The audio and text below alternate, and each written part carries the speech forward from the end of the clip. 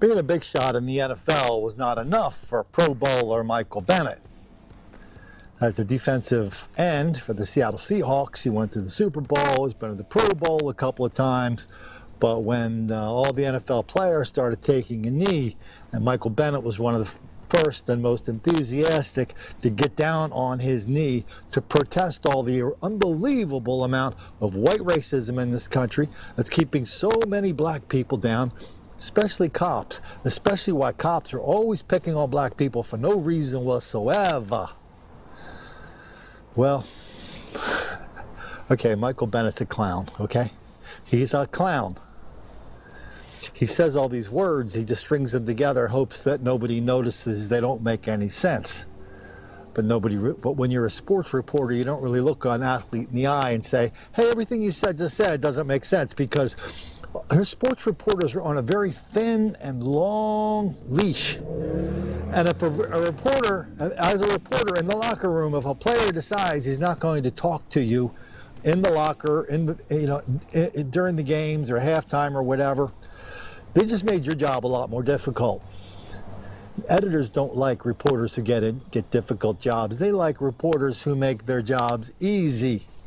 So anyway, there's Michael Bennett, and he's been he's telling us, while he's explaining to us how black people are relentless victims, he's the one going out and committing a whole bunch of real nasty business. Why don't we look at the latest one first? We'll have a cop from, I think, Houston explain it for us. Wanted to talk a little bit about the arrest or the pending case that was just indictment is handed down on Mr. Michael Bennett, NFL player Michael Bennett. I'm going to walk you very quickly through the incident, how it occurred, our investigative actions, and then I'll open up the questions. On the day of the Super Bowl, at the end of the Super Bowl, as you all know, at the end of any Super Bowl, people try to get on the field, try to get on the field. Some people belong on the field, some people don't belong on the field. On that day, this is our Super Bowl here, the NRG. Mr. Bennett forcibly opened the locked doors at the southwest corner of the NRG Budweiser tunnels, even though security stated he did not have access to the tunnels to get to the field. In an attempt to push his way and force his way into this field, again, Mr. Bennett forcibly opened locked doors.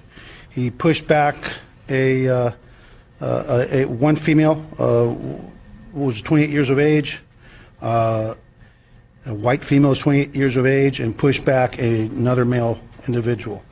Mr. Bennett then went up to a 66-year-old black female employee, again of the NRG, paraplegic, and pushed her. Mr. Bennett's assault on this individual actually caused injury. According to their medical records, a sprain of her shoulder. Mr. Bennett then continued to try to get through onto the field, at which time one of our officers, Officer Morgan from our East Side Division, who was actually working at the stadium providing security, who witnessed the incident, attempted to contact Mr. Bennett and actually tried to stop him and question him. Bennett disregarded Officer Morgan, said "fuck you," and walked past him on the field. Mr. Bennett also, after pushing the females, both the 28-year-old white female and the 66-year-old paraplegic black female, stated to them, "You all must know who I am, and I can own this MF motherfucker. I'm going onto the field whether you like it or not," and those are quotes. Again, Officer Morgan attempted to intervene and walk up. Officer Morgan then did an assessment based on the fact that he was a one-man unit. Mr. Bennett's much larger than he is. There's pandemonium, and quite frankly, he recognized Mr. Bennett as being the Michael Bennett who, as you all know, is here in Houston and is an NFL player. He knew that he had to keep eyes on that location. He did not feel that Mr. Bennett posed an additional threat to anyone by going onto the field, and he made a split-second decision to check on the women, especially the 66-year-old paraplegic that was knocked down. You know, this wasn't the first time we heard from Michael Bennett.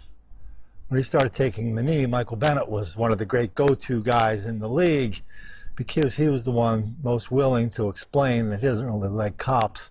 He doesn't really like the way black people are victims of cops, victims of white racism, keeping the brothers down all the time because he's a brother. He's not giving that up. He's one of the fellas. They're keeping him down too. Let's listen to a little bit of Mr. Michael Bennett pontificating on the whole white racism thing in between times when he's beating up old black ladies in wheelchairs. And what specifically was the tipping point on Saturday for you that led you to this decision?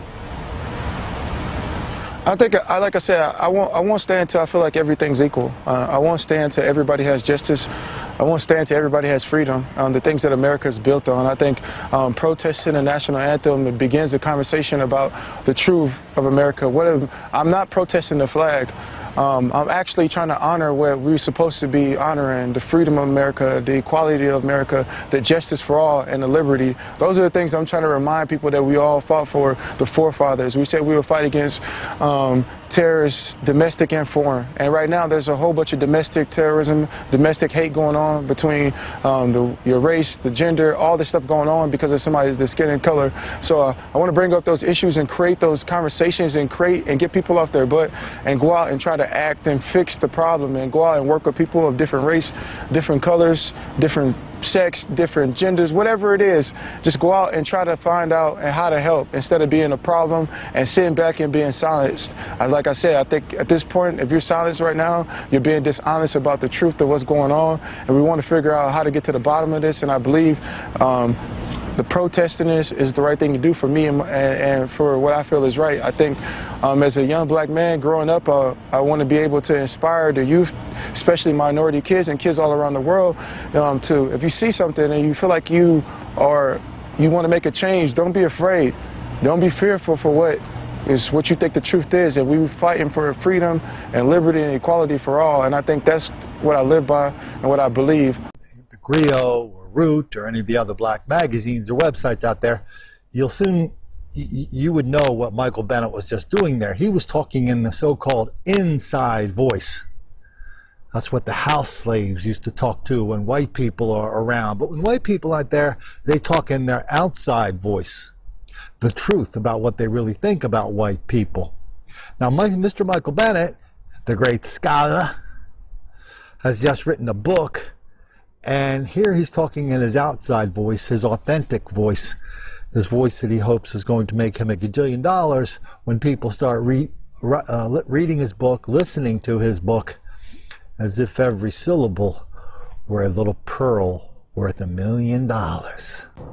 So here's the name of the book: Things That Make White People Uncomfortable. Now let's learn about who Mr. Michael Bennett is. Super Bowl champion and two-time Pro Bowler Michael Bennett is an outspoken proponent for social justice and a man without a censor. Have you ever heard of somebody being described as a man without a censor without them really meaning that he's just a person that says whatever they think and there's never any thought behind what they think? Yeah, that's what that means. One of the most scathingly humorous athletes on the planet, he is also a fearless activist, grassroots philanthropist, and organizer. He's a defensive end, has gained international recognition for his support for Black Lives Matter and women's rights. He gives all his money here, there, everywhere, and he's recently expanded into providing STEM programming in Africa, where the problem of racism is bad in America, but it's really bad in Africa because that's where black people are not allowed to learn science, technology, engineering, and math. I think that's what STEM stands for. So Michael Bennett, and I'd be very curious to see his college transcripts, is now preaching the benefits of education to the fellas of Africa. I don't know why he doesn't let all the people of Wakanda just handle that, since they're already about 1,000 years ahead of us, but we'll leave that for another day.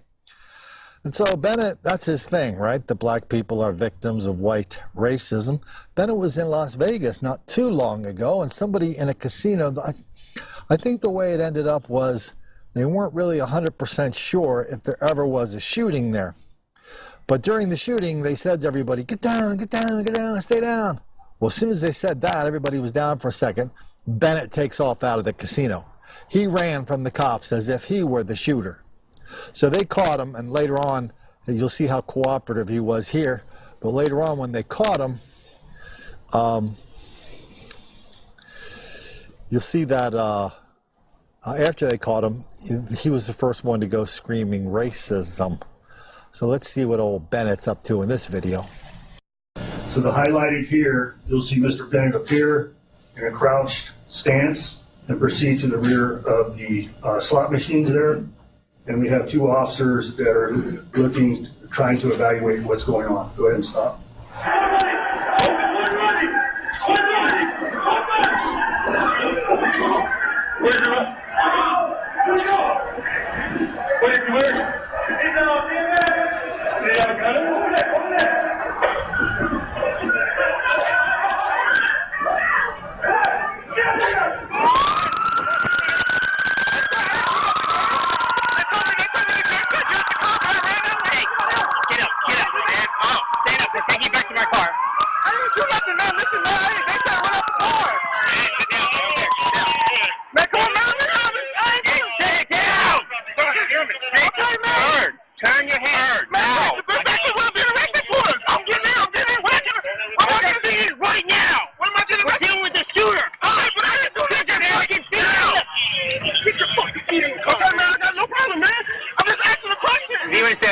We hear somebody shooting in there. Everyone's down. You're learning. I'm trying to get out. My kid. Yeah, stop talking. Yeah. I understand, but you still understand how that looks, though. Yeah. Okay, you're not in under arrest. We're gonna get you out of here, okay?